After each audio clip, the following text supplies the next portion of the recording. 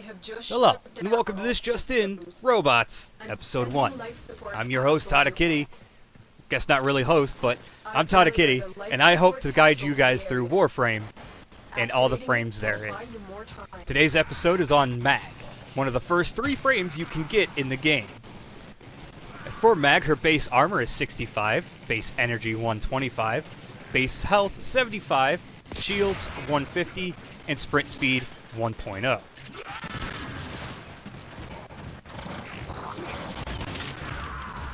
At this point in the video, I would like to thank you guys for being here, and thank you for watching.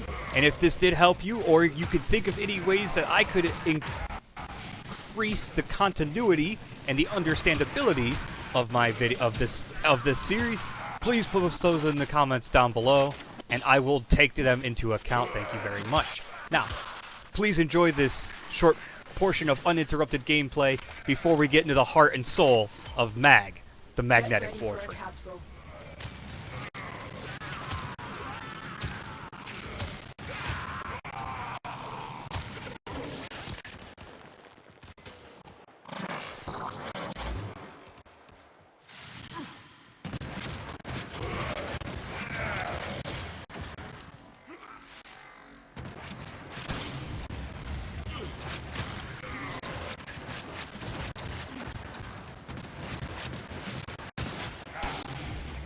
Another capsule is now available.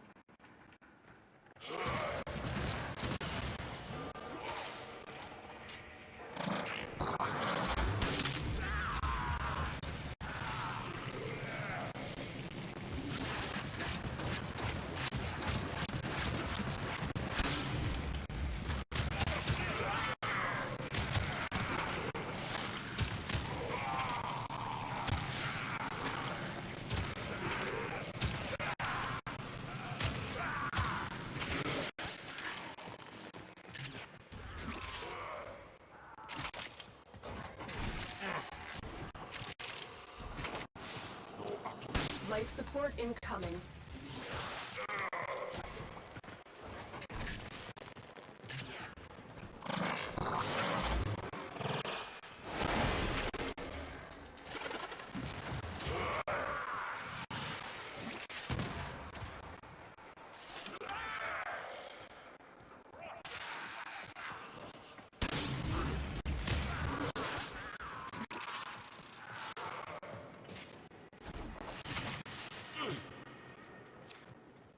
Delivered another life support capsule.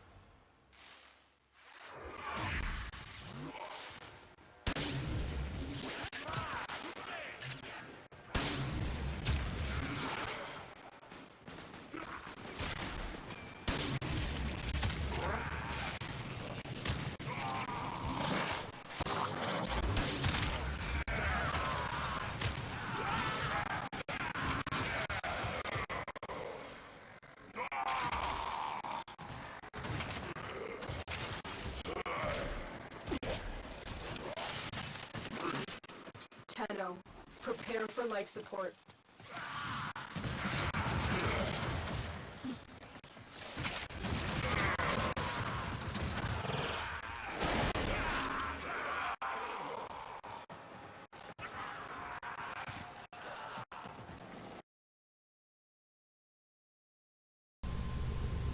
Oh.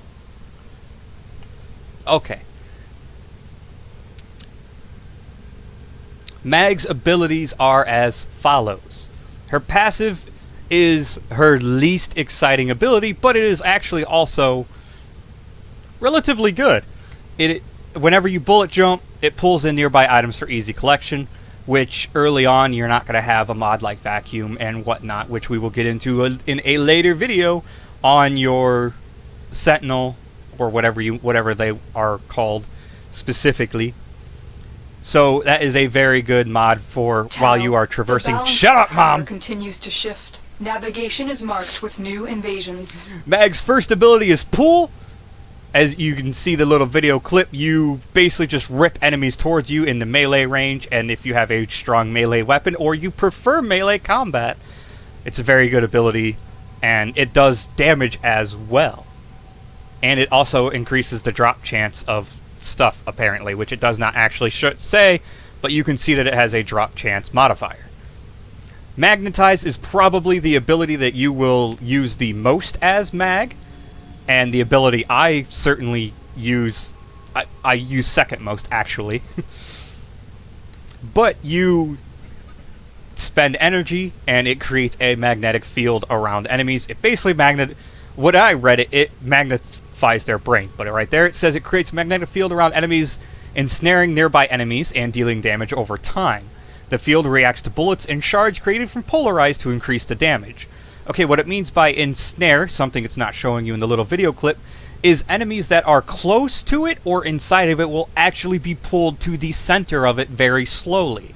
It does not really stop them from moving, and certain enemies will continue to walk away from it as if it's not happening, but most enemies do get pulled into the center and take damage. And as you can see, any bullets that enter or are fired inside of it, if you are standing inside of it and fire, the bullets will actually be pulled to the center and fly around just like shrapnel.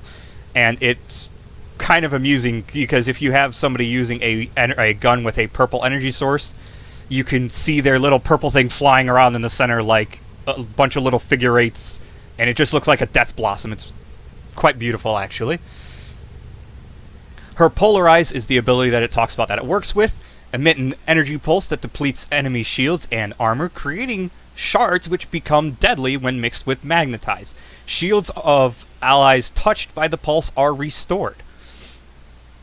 This is a very strong ability, and it is the ability I use the most.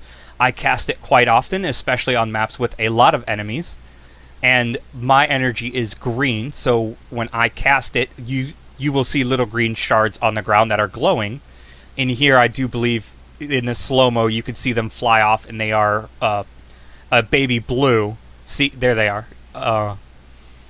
But those shards, if you cast Magnetize on an area with a lot of shards, those shards will get sucked up and start flying around inside the magnetized ball. And they deal damage to enemies, and it will kill enemies rather quickly with that. But the biggest note for this particular ability is the shield restore. It will completely restore yours and your ally shields when you cast this ability. So if you are in danger, even if you don't have enemies around you, a lot of them, or you're fighting infested who don't have armor or shields, you can cast this ability to fully replenish your and your allies' shields, and you could potentially save yourself from getting downed. I have done it a few times.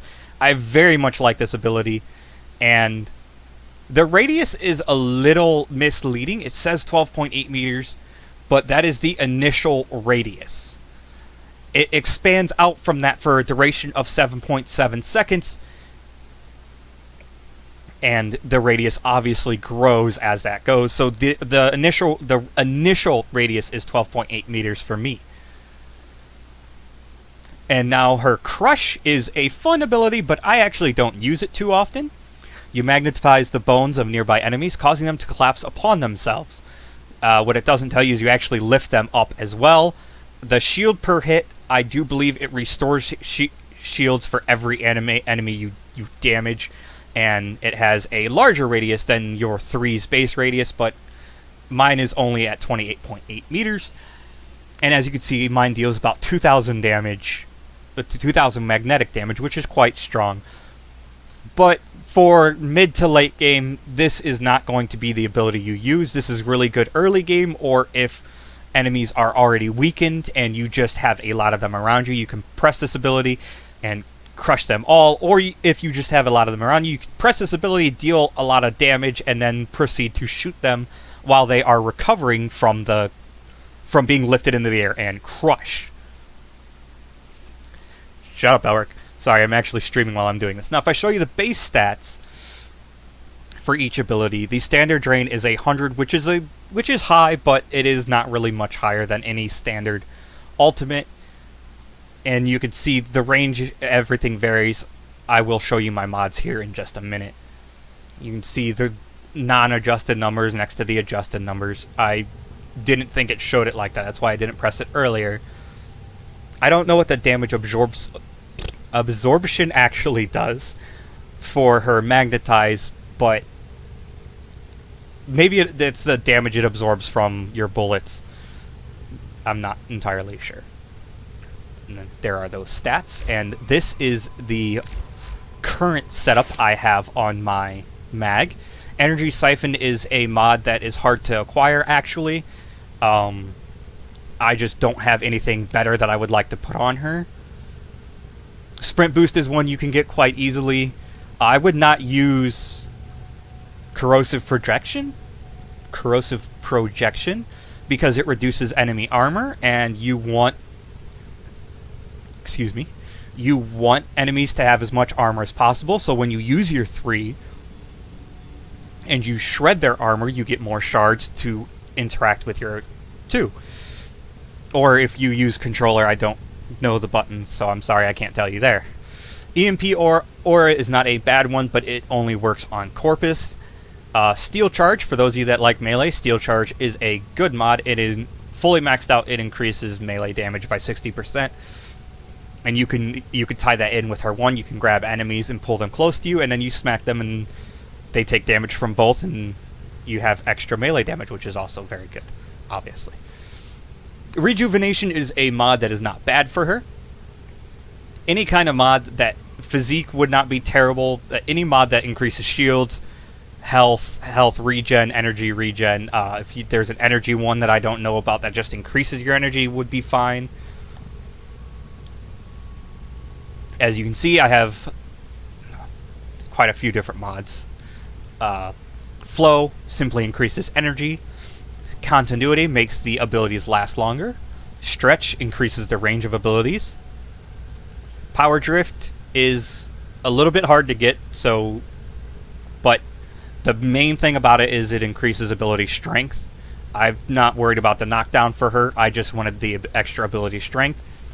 Streamline reduces the cost of your abilities. Intensify just increases strength. My Augur Message, I put it on for the ability duration increase. I have Augur on something else. I am not sure what. But its set mod is not the reason I use it. I use it for the ability duration. And Cunning Drift is also one that is a little bit hard to get. Pardon me. The main reason I put it on is because it increases ability range by 15% at max rank. Now, she does have